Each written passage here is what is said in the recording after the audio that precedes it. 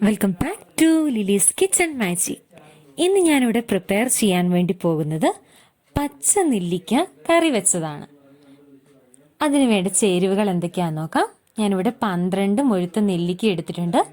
വെളുത്തുള്ളി, മല്ലിപ്പൊടി, കടുക്, കറിവേപ്പില, കായം, ഉലുവ, പച്ചമുളക്, മുളക് പൊടി, അതേപോലെ ഉലുവ ഇച്ചിരി പൊടിച്ചു വെച്ചിരിക്കുന്നു.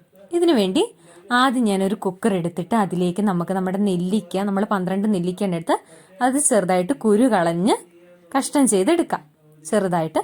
ഇനി അതിലേക്ക് നമുക്ക് ആവശ്യത്തിന് ഇത് വേകാൻ വേണ്ടിയിട്ട് ആവശ്യത്തിനുള്ള വെള്ളം ഒഴിച്ചു കൊടുക്കാവുന്നതാണ്. അപ്പം അത്യാവശ്യം ഒന്ന് മുങ്ങിക്കിടക്കാനുള്ള വെള്ളം ഒഴിച്ചു. ഇനി അതിന് വേണ്ടത് ഉപ്പാണ്. ആവശ്യത്തിന് ഒരു 1/2 ടീസ്പൂണോളം ഉപ്പ് നമുക്കിപ്പം ഇനി ആവശ്യമുണ്ടെങ്കിൽ നമുക്ക് രണ്ടാമത് വേവിക്കുന്ന സമയത്ത് മതി. അന്നേരം ഇനി വേണ്ടത് 2 പച്ചമുളകാണ് ഞാൻ എടുത്തത്. അത് 2 നെടുകെ കീറിയിട്ട് അതും ഇട്ട് കൊടുത്തു. ഇനി നമുക്കിത് കുക്കറെടുത്ത് ഗ്യാസിൽ വെക്കാം. 2 വിസിലടിക്കും. അന്നേരം കണ്ടോ, നന്നായിട്ട് നമുക്കിത് വെന്ത് കിട്ടിയിട്ടുണ്ട്. ഇനി അടുത്തൊരു ചട്ടി എടുത്ത് വെച്ചു. നമുക്കിനി അതിലേക്ക് ആവശ്യത്തിനുള്ള എണ്ണ ഒഴിച്ചു കൊടുക്കാവുന്നതാണ്. എണ്ണ ചൂടായി വന്നു. ഇനി അതിലേക്ക് നമുക്ക് കടുക് ഇട്ട് കൊടുക്കാം. കടുക് പൊട്ടിക്കഴിയുമ്പോഴത്തേക്കും നമുക്കതിലേക്ക് സവോള ചെറുതായിട്ട് കടുക് പൊട്ടിക്കുന്നതിന് ആവശ്യമായിട്ടുള്ള ചെറിയുള്ളിയാണ് എടുത്ത് വെച്ചിരിക്കുന്നത്. അത് നമുക്ക് ഇട്ട് കൊടുക്കാം. ഇനി അതിലേക്ക് ഉലുവ, ഒരു 1/4 ടീസ്പൂണോളം ഉലുവയാണ്. ഇതിനകത്ത് ഉലുവ പൊടിച്ചതും എടുത്തിട്ടുണ്ട്, അല്ലാതെ ഉള്ളതും എടുത്തിട്ടുണ്ട്. നമ്മൾ ആദ്യം ഉലുവയാണ് ഇട്ടത്. ഇനി അടുത്തത് വെളുത്തുള്ളി ഇഞ്ചി എടുത്ത് വെച്ചിട്ടുണ്ടായിരുന്നു, അതും ഇട്ടു. ഇനി നന്നായിട്ട് നമുക്കൊന്ന് ഇളക്കി കൊടുക്കാവുന്നതാണ്. കറിവേപ്പില നമുക്കിടാം.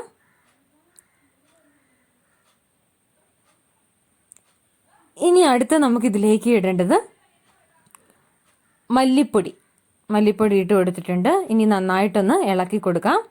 അതുപോലെ തന്നെ മുളക് പൊടി 1/2 ടീസ്പൂണോളം മുളക് പൊടിയാണ് എടുത്തിട്ടുള്ളത്. മുളക് പൊടി നമുക്ക് ഇട്ട് കൊടുക്കാവുന്നതാണ്. നന്നായിട്ടൊന്ന് ഇളക്കി കൊടുക്കാം.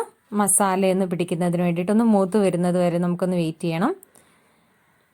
ഇനി ഇതിലേക്ക് ഉലുവ, ഞാൻ പറഞ്ഞു ഉലുവ പൊടിച്ച് വെച്ചിട്ടുണ്ടായിരുന്നു, അതിട്ട് കൊടുത്തു. അതുപോലെ കായം 1/4 ടീസ്പൂണോളം കായം കൂടി ഇട്ട് കൊടുത്തിട്ടുണ്ട്. നന്നായിട്ട് നമുക്ക് ഇളക്കി കൊടുക്കാവുന്നതാണ്. എല്ലാവരും എപ്പോഴും നെല്ലിക്കയും കൊണ്ട് ഇതൊരു വെറൈറ്റി ആയിട്ടുള്ളതാണ് കേട്ടോ. സാധാരണ എല്ലാവരും അച്ചാറിടും, അല്ലെങ്കിൽ നെല്ലിക്ക ചമ്മന്തി ആയിരിക്കും. പച്ച നെല്ലിക്ക കറി വെച്ചിട്ട് നല്ല ടേസ്റ്റി ആയിട്ടുള്ള ഒന്നാണ്. മാത്രമല്ല കുറേ ദിവസം ഇരിക്കുകയും ചെയ്യും, നമുക്ക് ഉപയോഗിക്കാവുന്നതാണ്. ഇനി നമ്മൾ ഇതിൽ ഏകദേശം മൂത്ത് വന്നിട്ടുണ്ട്. ഇനി നമ്മൾ ഓൾറെഡി ഇവിടെ വേവിച്ച് വെച്ചിരിക്കുന്ന നെല്ലിക്ക ആ ചാറോടുകൂടി വെള്ളത്തോടുകൂടി നമുക്ക് ഇട്ട് കൊടുക്കാം. അന്നേരം നമ്മുടെ മസാല നന്നായിട്ട് മൂത്തിട്ടുണ്ടായിരുന്നു. നെല്ലിക്ക നമ്മൾ വേവിച്ചതും കൂടെ മിക്സ് ചെയ്തിട്ടുണ്ട്.